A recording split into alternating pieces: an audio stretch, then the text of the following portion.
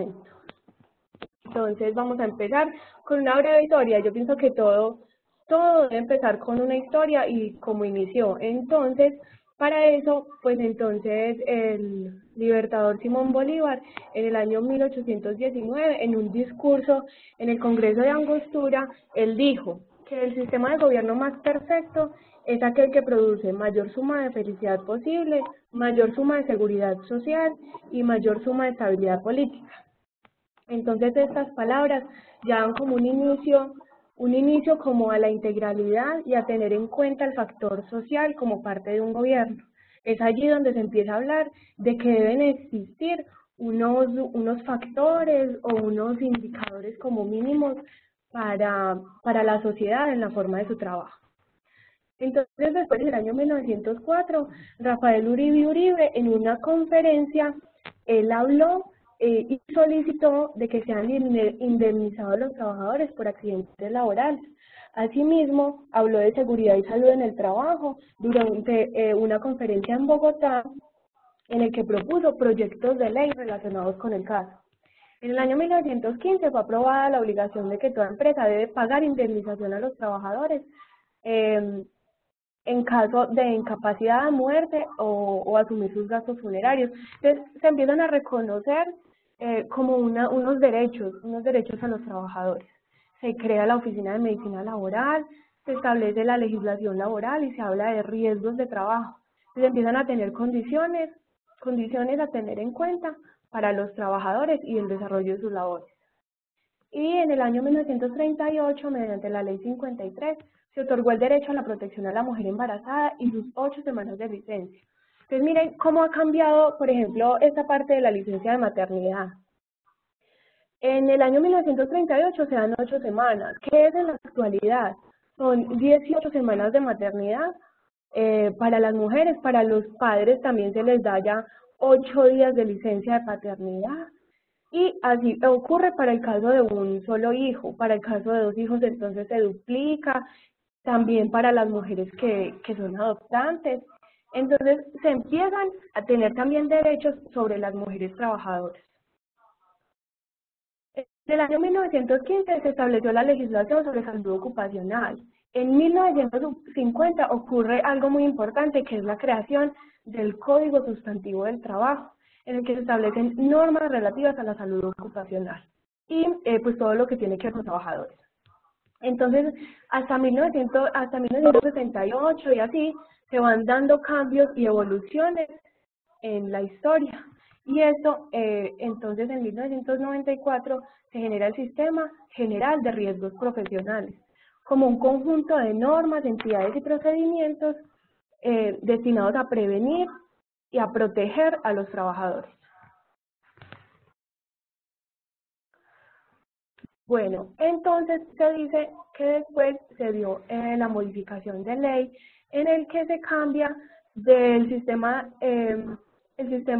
al sistema de gestión de seguridad y salud en el trabajo, se cambia de programa de salud ocupacional. Es decir, antes existía el programa de salud ocupacional y ahora se le da el nombre de sistema de gestión y seguridad en el trabajo.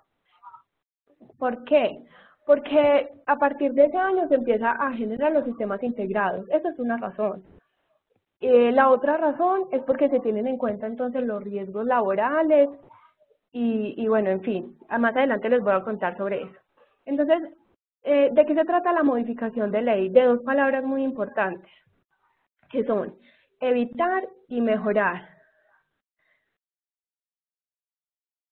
Evitar y mejorar. ¿Evitar qué? Evitar los accidentes y los incidentes. ¿Cuál es la diferencia entre un incidente y un accidente de trabajo? Que los incidentes, ejemplo, hay un charco en el piso en una planta de trabajo. Entonces una persona pasó y se resbaló, pero no se cayó. Eso es considerado un incidente. Que se caiga y que genere daños en su salud, eso ya se considera un accidente. Entonces eso es lo que se trata de evitar accidentes e incidentes laborales. Y de mejorar ¿qué? Las condiciones laborales del trabajador. Entonces, para ello, la modificación trae los objetivos de mejorar las condiciones del medio ambiente de trabajo, así como la salud en el trabajo. ¿Cómo? Por medio del mantenimiento del bienestar físico, mental y social de los trabajadores. El bienestar físico, mental y social está representado por un triángulo equilátero. Este triángulo, pues como su nombre lo dice, tiene todos los lados iguales. Si uno de los lados es desequilibrado o tiende a otro lado, se dice que se genera una enfermedad, ya sea laboral o ya sea por otra razón.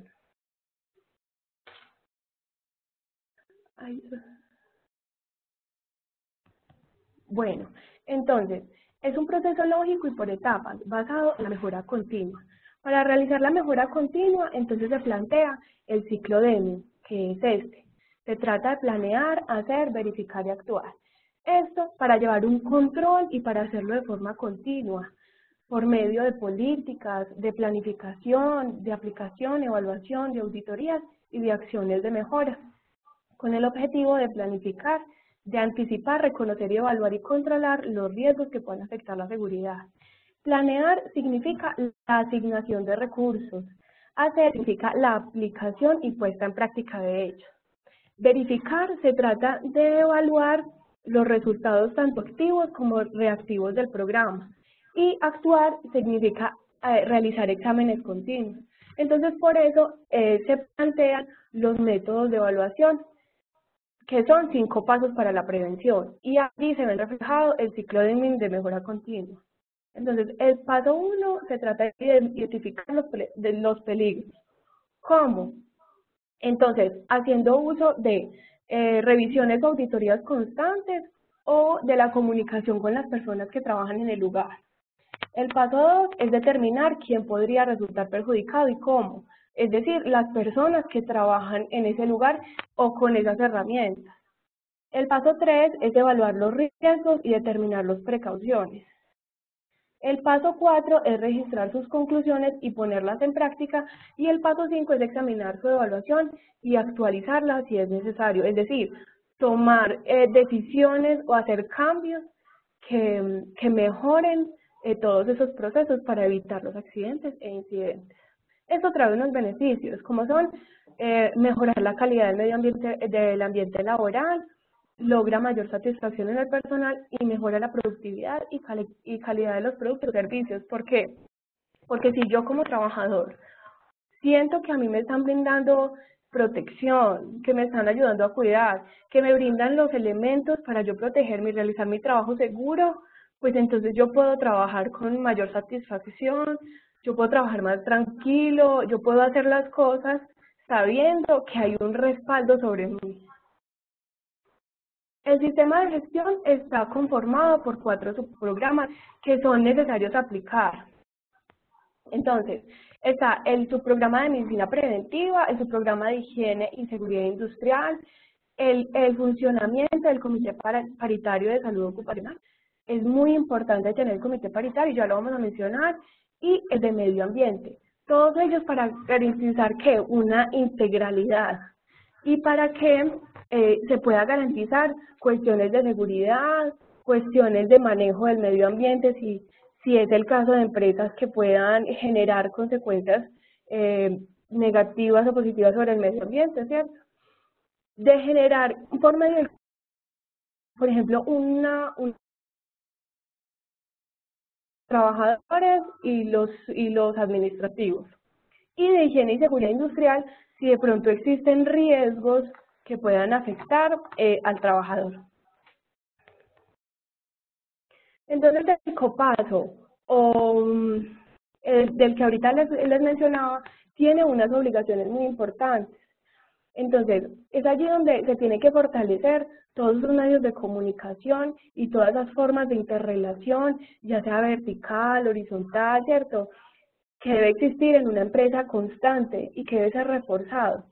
Las obligaciones del copaso son vigilar el cumplimiento del sistema de gestión, promover y divulgar las actividades del sistema de gestión, realizar visitas periódicas, puestos de trabajo, equipos de mayor riesgo y áreas de trabajo, informar al empleado de la existencia de factores de riesgo, sugerir a la empresa medidas de prevención y en sí, hay muchas. O sea, estas son simplemente como las más relevantes, pero realmente son muchas las obligaciones que tiene el Copaso y el Copaso está formado tanto por personal administrativo como por personal obrero o de trabajadores. Esta conformación del Copaso está dada por la cantidad de empleados que tenga la empresa.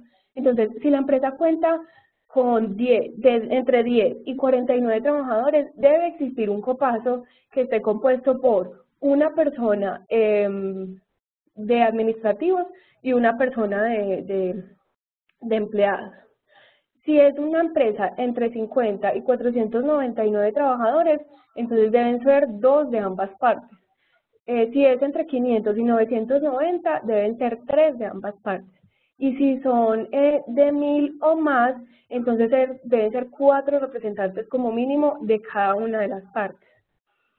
Entonces, además del Copaso, deben existir un comité de convivencia laboral.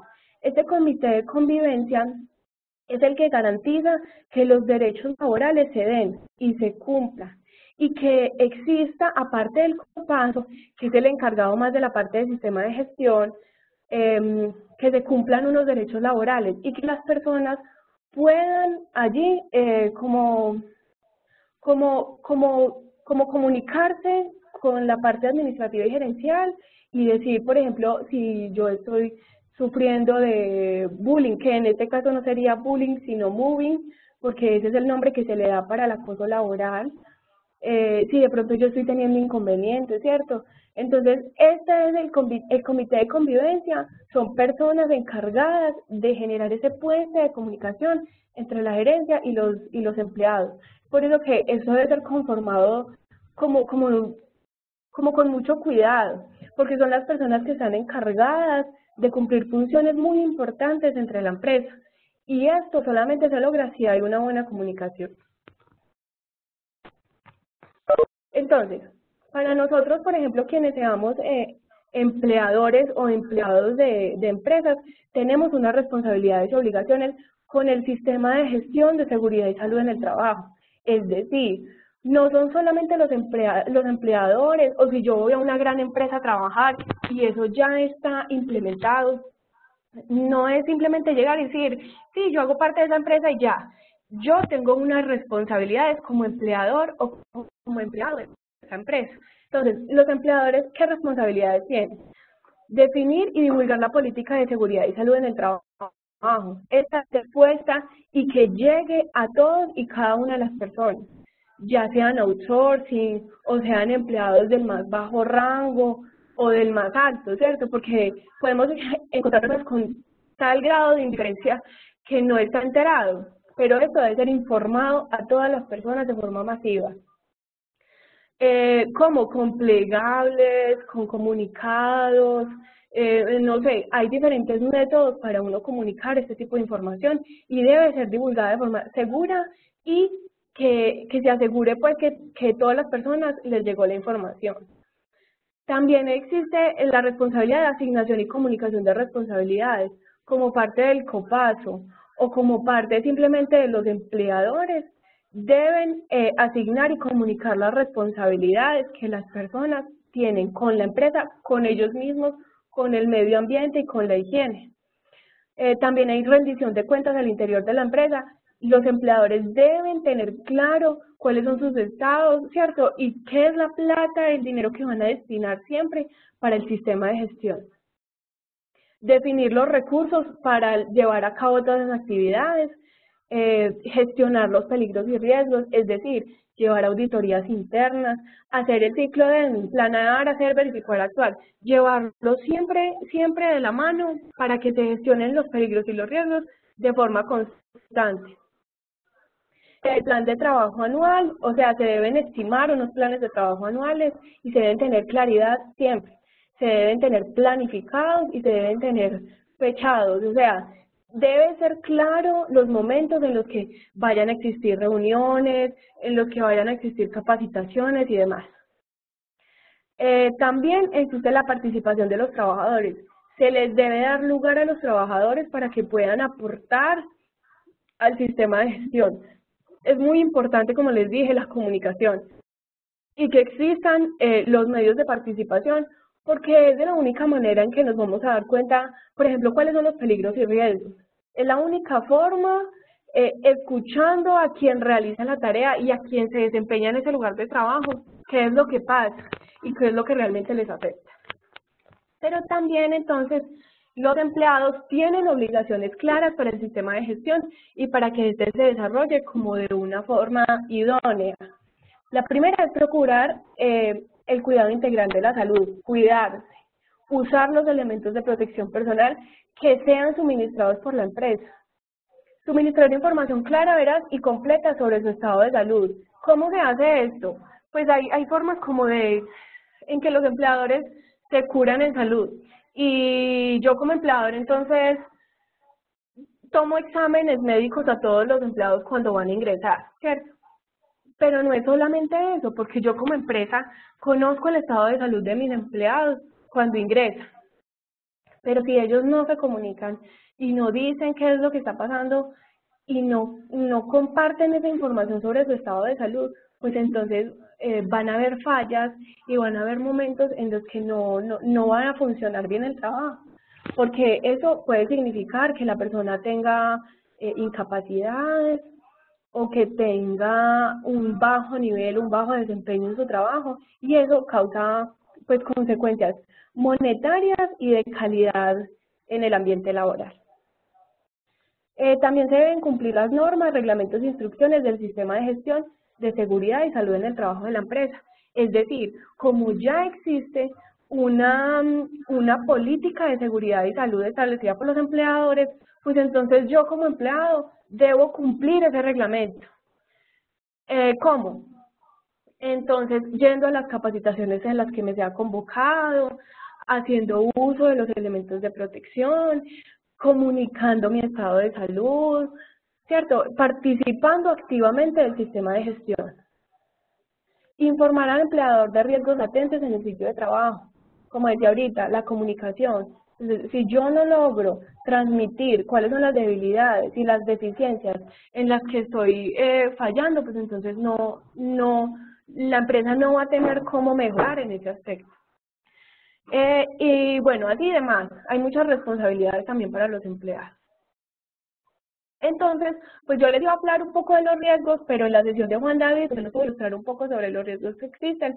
Aquí les comparto una tabla de clasificación de riesgos en la que, bueno, existe primero el ambiente de trabajo o microclima, que está destinado por qué, o que se trabaja como la ergonomía, el clima, todas esas cosas pequeñas que pueden afectarlos a nivel de instalaciones en el trabajo.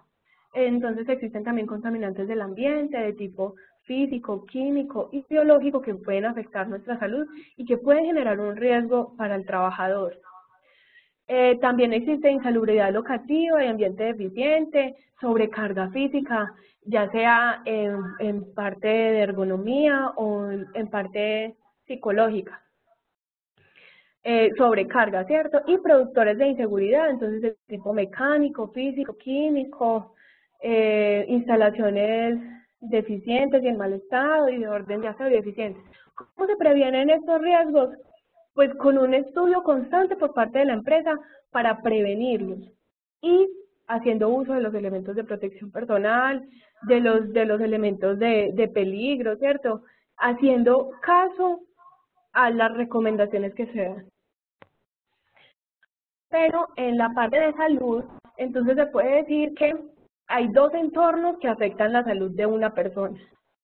Está el entorno laboral, que se dice que afecta al 30% de la persona, y el entorno social, que afecta al 70%. Entonces, ¿de qué depende el estado de salud del trabajador? De su estilo y prácticas de trabajo, del grupo de trabajo, de la organización y cultura, de condiciones del medio ambiente. Pero yo puedo decir que si mi entorno laboral es deficiente, pues eso ya pasa también a poder ocupar una parte del entorno social. Entonces, el entorno social no es solamente el 70%. Uno puede estar afectado por el otro y eso puede causar enfermedades en los trabajadores.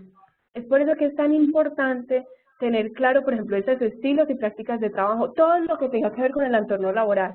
Porque si yo como empleador brindo unas condiciones asertivas, eficientes en el trabajo, pues puedo mejorarle ese entorno social a esa persona, con una buena remuneración, con un trabajo digno, con un trato digno, ¿cierto?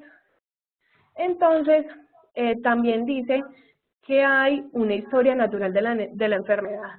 Dice que hay un estado de preenfermedad, hay un estado subclínico y clínico. Entonces, en el estado de preenfermedad se dice que es cuando se sabe que el trabajador está expuesto a un riesgo, pero que no ha desarrollado ninguna enfermedad. Hay un estado subclínico y es cuando el trabajador sigue estando expuesto a ese riesgo, pero ya empieza a presentar problemas de salud no graves. Y el estado clínico es cuando ya desarrolla problemas laborales, ¿cierto? Problemas de salud como desarrollados por el desarrollo de su trabajo, valga la redundancia. Existe prevención en la salud. Entonces, aquí les puse un cuadro para que puedan visualizar que hay una prevención primaria, secundaria y terciaria. Estos son los tipos de prevención que las empresas utilizan, teniendo en cuenta, ¿cierto?, el estado de la enfermedad. Entonces, en la prevención primaria hay una evaluación del impacto laboral sobre el empleado, hay una sustitución y eliminación de los entes o riesgos que puedan causar enfermedades, hay unos controles de ingeniería, es decir, situaciones o cosas que puede hacer la empresa para mejorar. Hay unos controles ambientales y el uso de la protección personal. Eso hace parte de la prevención primaria. Dentro de la prevención secundaria, entonces ya se encuentran los controles biológicos y los diagnósticos precoces de cosas que puedan suceder. Y en la prevención terciaria se encuentran ya los diagnósticos, terapias y rehabilitación, ya cuando se da el estado clínico del trabajador. Bueno, entonces aquí, pues yo les quise poner unas fotos como muy colombianas, de lo que la gente tal vez por ignorancia o las empresas por no incurrir en costos adicionales hacen para que el trabajador desarrolle sus labores. Entonces, aquí se pueden observar tanto riesgos locativos como riesgos biológicos, ¿cierto? Como riesgos eléctricos. Entonces, podemos ver que el no uso de las herramientas y de los elementos de protección personal es la primera causa de accidentes e incidentes laborales. Un ejemplo de ello es, por ejemplo, nosotros en Quicholado tenemos al Baluti trabajando allá todos los días. Y nosotros sabemos que ella tiene que manipular todos los días un elemento cortopunzante, que es el cuchillo, ¿cierto?, para picar las frutas. Entonces, ella está picando la piña y con una mano sostiene la piña, con la otra mano sostiene el cuchillo y a ella uno puede prever una situación y es que, por ejemplo, ella aplique una fuerza mal aplicada y se le vaya la mano y la corte. Entonces, ¿cuál es el elemento de protección que ahí se debe usar? Un cuchillo, un guante en la mano que está sosteniendo, que sean como metálicos y que prevengan las cortadas, como los que usan los carniceros. Entonces, son elementos muy básicos y muy fáciles y son situaciones que uno puede prever fácilmente para que no ocurran incidentes y accidentes laborales. Por último, pues quiero recordarles que la razón más grande de tener seguridad en el trabajo realmente puede ser la más pequeña, que la seguridad del empleado y del empleador no se negocia, son cosas que deben existir, el uso de tapones auditivos. Esta semana estoy haciendo un curso de auditorías internas y decía un trabajador, es que yo no uso los tapones auditivos de inserción, porque mi oído es muy pequeño y eso me talla. Entonces yo no quiero usarlo más. Entonces nosotros que éramos los que estábamos haciendo la dinámica ese día, le decíamos que realmente no había ninguna otra opción y que no se podía negociar el uso de los tapones auditivos. Y realmente así debe ser. Si Albalucía a mí me dice que no quiere usar el guante, pues es que hay que usarlo, porque ante una ARL yo soy el culpable, ¿cierto?, del no uso de los elementos de protección. Además de eso, quiero compartirles por acá que por medio de la página, perdón, ay, ¿cómo hago? Esto no me deja,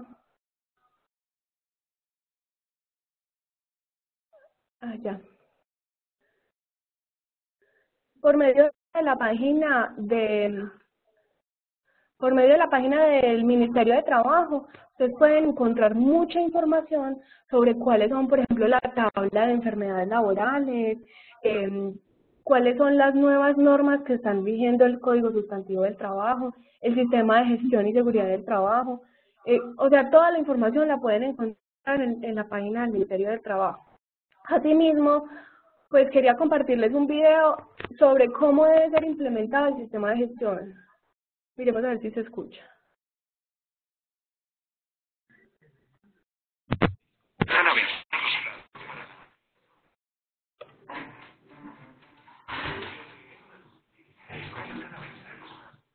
No se escucha. ¿No? Bueno, no sé si me escuchan. ¿Escuchan el video o no lo escuchan? No, no. Bueno, listo. Entonces yo voy a dejarlo correr y les voy contando. Entonces dice que desde enero del 2016 comienzan a vencer los plazos para la aplicación del sistema de gestión. Es decir, esta información no es nueva. Viene surgiendo desde hace mucho tiempo y dice que desde enero del 2016 empieza a regir para el cumplimiento en las empresas.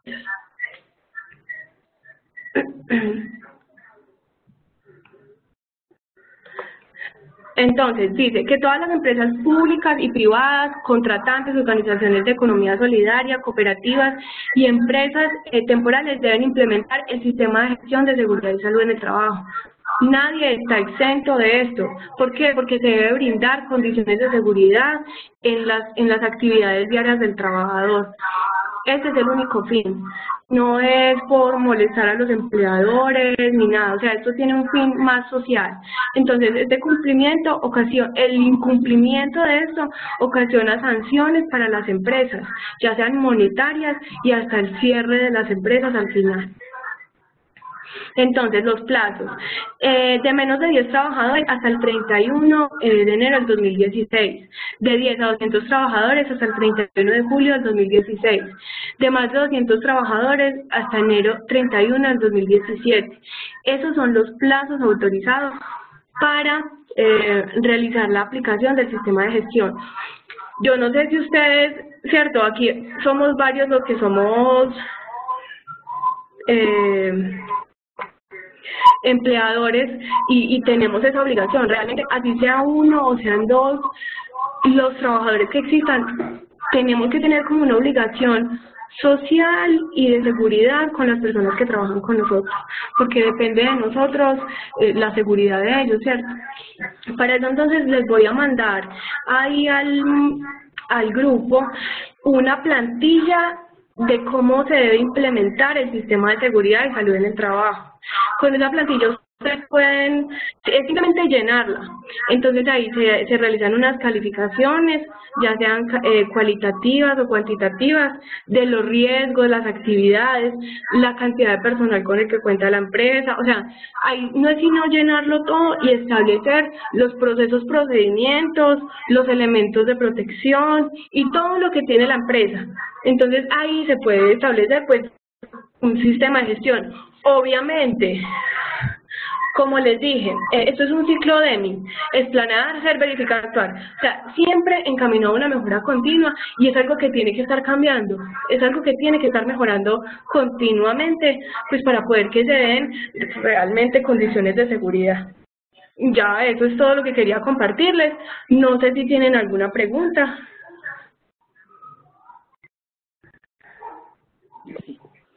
Erika, muchas gracias. Pero muy interesante el tema. Tengo dos preguntas.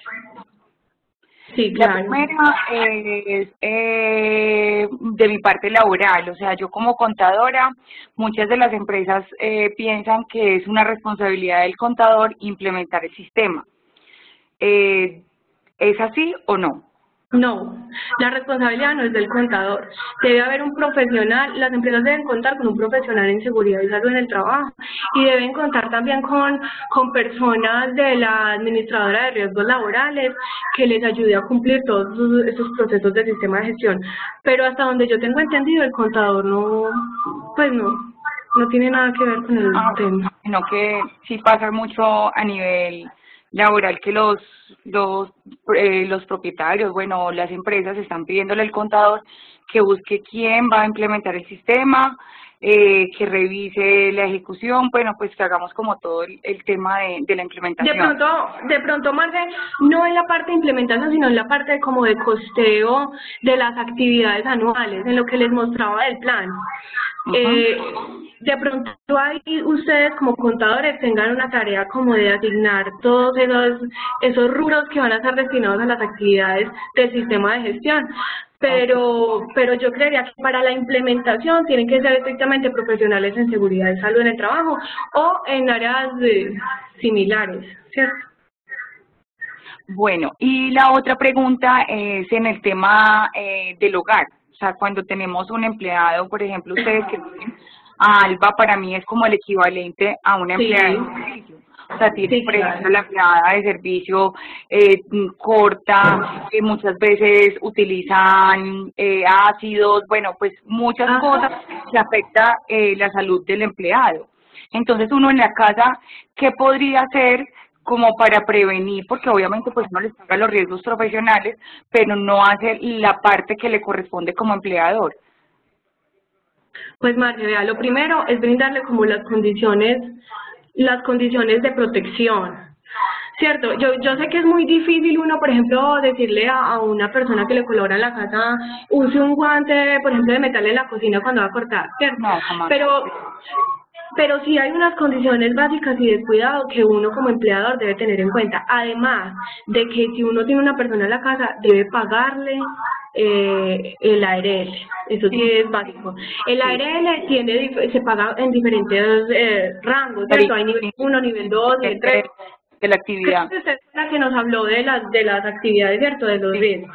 Entonces, es pagarle un riesgo 1, que son las actividades cotidianas del hogar, y estarla como diciendo que debe cuidarse, que debe poner atención, que debe tener cuidado, ¿cierto? Yo me imagino que eso es lo que se debe hacer en una casa.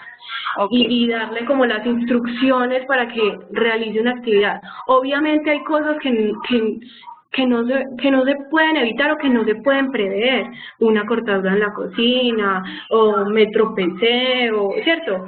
No, pero son cosas básicas que pueden pasar en cualquier lugar, exista o no exista, como cualquier situación. ¿Sí me entiende, Marte? Sí, claro, completamente claro. Y pues obviamente, Marte, obviamente tiene que estar afiliada a la administradora. Dale, perfecto. Ok, muchas gracias. Bueno, ¿alguien más tiene otra pregunta? Sí, yo tengo una, doctora Erika, ingeniera Erika. Sí, dígame, Juan Manuel. Si un empleado de ninguna forma, después de decirle utilice las cosas de seguridad y no los quiere utilizar, que por qué no, eso para despido. Para despido, sí. Claro que cuando uno hace una contratación en una empresa, uno tiene unas políticas y en el contrato se deben establecer que hay unas reglas mínimas que se deben cumplir, o si no, se da causal de despido. Esa debe ser una causal mínima. El no uso de elementos de protección personal en ese caso. Porque si no, yo como empleador tengo que acarrear con las consecuencias.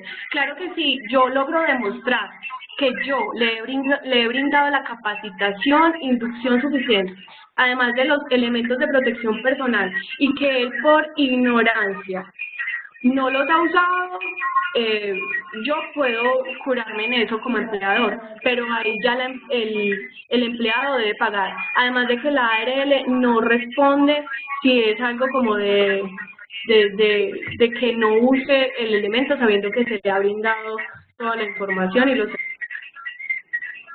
Sí, por eso, Erika, pero repito la pregunta, hagamos de cuenta que yo tengo un empleado hace mucho tiempo y él dice, no, es que yo no me pongo eso, yo sé trabajar así sin eso, yo con eso no soy capaz de trabajar. ¿Yo lo puedo echar así sin tener nada en el contrato o qué puedo hacer? Porque es que... Sin tener nada en el contrato. Sí, porque el Usted no contrato usted no lo tiene establecido en el contrato como una causal de despido. Sí, porque es un contrato antiguo, eso no existía antes. Ah, Juanma, entonces usted hace memorandos por no uso de los elementos de protección personal y ya después puede causar despido por el no uso. Además, cuando uno implementa el sistema de gestión, esa debe ser una de las políticas, el uso de los elementos de protección personal. Entonces, ahí ya hay una causal de despido. Bueno, gracias.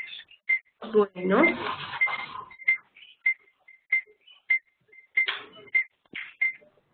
También puede ser, pues se puede dar como un desacato.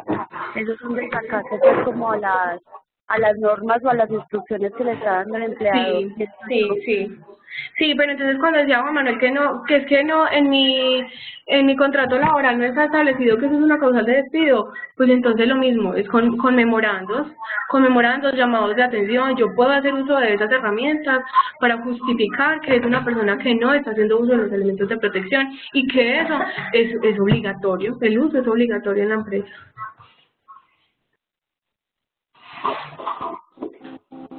Por aquí me están diciendo que uno le puede agregar al contrato un otro sí. ¿Un qué? Aquí me están contando que uno le puede agregar al contrato laboral actual un otro sí, en donde especifique, digamos, que si actualmente no tenía esas, en el contrato actual no tenía esas especificaciones. Ah, sí, es verdad. Es verdad, pero no solamente agregarlo, es divulgarlo.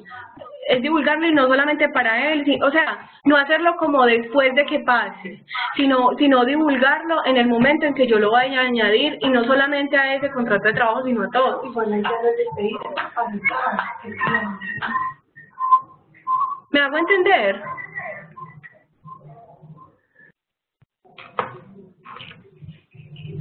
Erika, muchas gracias. Erika, Sí. muchas gracias por este aporte tan importante. Yo tengo una pregunta, pues yo no sé, es como ignorancia mía, pero pues no sé. No, pregunte, Lina. Cuando uno, si no sabes, no importa, pero cuando uno paga como independiente la salud, la seguridad, la pensión, todo eso, Sí. como independiente no hay que pagar la ARL. Sí. Y no sé por qué. No, si uno paga todo como independiente, uno debe pagar ARL. Es que los paquetes vienen completos. Hasta donde sé, creo que los paquetes vienen completos. No, pero igual si uno paga pensión, cesantías, o sea, si uno paga todo el paquete, debe venir a ARL, ¿no? No. Los independientes tienen una opción y es pagar, o sea, como mínimo deben de pagar 2 de los 4 o 6 obligaciones que tenemos en el tema de seguridad social. Pueden pagar salud y pensión como obligación. Y hay opcional caja de compensación familiar y riesgos profesionales. O sea, uno puede pagar las 4 cosas, pero son opcionales el tema de riesgos y caja de compensación. O sea, yo podría pagar 3 o las 4 o solo las 2 que son obligación. Ah, perfecto. Gracias, Marcia. Erika, muchísimas gracias por ese aporte, por la preparación que de verdad que tomó muy buen tiempo, por el manejo, pues, el conocimiento en este tema que a todos nos concierne, pues, porque o los que somos, pues, empresarios o hasta inclusive, pues, lo que dice Marce, una empleada en la casa y todo eso, ese tipo de acciones y de prevenciones son muy importantes para evitar como conflictos y problemas futuros. Muchísimas gracias, Erika, por el aporte. No, es con mucho gusto para todos. Igualmente, pues hay que saber que esto es información general, ¿cierto? Si nosotros también somos empleados, pues debemos saber cuáles son nuestros deberes y nuestros derechos en una empresa y tratar de colaborar, ¿cierto?, en el cumplimiento de ellos. El sistema de gestión de seguridad y salud en el trabajo hace parte del sistema integrado, ¿no?, que debe ser actualizado y pues es importante tenerlo en cuenta. Igual, muchas gracias, y si alguien tiene alguna otra pregunta, con mucho gusto. Yo. Pues, ahorita dice plazos y cosas de cumplimientos, ¿cómo hace una empresa pues para decir como listo, ya cumplí con esto? ¿Qué tiene que hacer? ¿Como solo con la publicación o con tenerlo en papeles? ¿Tiene que ser Pues lo que pasa es que el sistema de gestión es actualizado, ¿cierto? Y uno lo tiene como empresa. Y si, por ejemplo, yo estoy aplicando a certificaciones, si yo quiero certificaciones ISO, si yo quiero ISCONTEC, si yo quiero OSAS, si yo quiero, por ejemplo, implementar la auditoría, si yo estoy en auditorías, si quiero implementar un sistema integrado, todas esas cosas son importantes, al menos en el área de seguridad y salud en el trabajo, porque me permiten a mí tener certificaciones de calidad y así. O sea, son cosas que me pueden exigir los clientes o los proveedores, y eso hace parte de las exigencias. Entonces así es como ellos se dan cuenta que yo estoy cumpliendo con esta parte de seguridad y salud.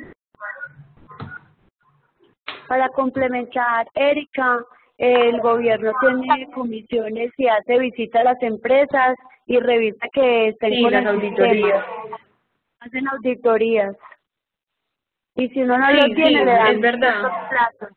Es verdad, y es lo que les digo, hay sanciones para las empresas que no cumplan con el sistema de gestión y pueden acarrear hasta el cierre de la empresa, porque es que no se están brindando las condiciones óptimas a los trabajadores. Entonces, eso es muy importante, realmente es muy importante tenerlo en las empresas, no solamente por cuestiones de calidad, de certificaciones, sino también por uno como responsabilidad como empleado, brindar unas condiciones óptimas.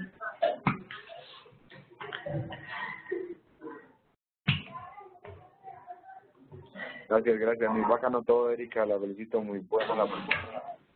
No, gracias a ustedes. No, a veces la implementación de todo este tipo de cosas acarrea unos costos para las empresas, pero realmente lo que se busca es generar un ambiente laboral pues más cómodo, más agradable, más seguro. No es lo mismo cuando usted hace las cosas como con dudas o que le puede pasar algo. A veces, digamos, en el tema que yo decía de posturas y todo eso, o tenemos todo un plan de pausas activas, de mantenimiento, toda esa parte, a veces reduce los días de incapacidad, mejora la productividad de la empresa, y a todo se genere pues todo ese impacto. En la universidad hicimos un trabajo con una empresa donde le damos unas pausas activas, donde más o menos al año incapacidad era de 200 personas. Al generar el programa de pausas activas se redujo a 80 y pues se vio el impacto positivo que tuvo pues ese programa. Que tuvo que pagar unos profesionales, que les llevó tiempo, recursos, pero a la larga es más lo que se recibe que lo que realmente se ha gastado. Entonces son programas muy importantes que se deben tener en cuenta e implementar, y no solo en las empresas grandes, en todo nivel. Todo eso genera agrado, genera como esa parte de mira, se están preocupando por mí, están interesados en tener un ambiente laboral adecuado y idóneo para la ejecución de lo que se está haciendo. Entonces tenemos profesionales en deportes y industriales que terminan el programa. No, lo que Juan David dice es muy importante y él toca un tema bien especial, y es que no solamente genera beneficios externos, sino también de autoconocimiento y de satisfacción laboral, que eso puede generar mejoras económicas y mejoras ambientales en la empresa.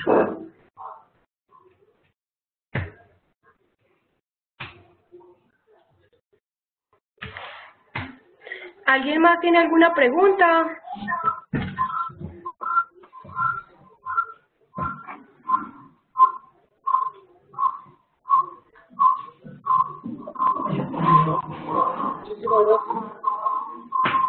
No, con Erika, mucho muchas gusto. gracias por tu aporte. Buenas noches. Gracias. Al grupo les envié el formato para implementación del sistema de gestión. Igual, si alguien tiene alguna pregunta o algo, con mucho gusto nos estaremos comunicando. Gracias a todos y que descansen. Gracias.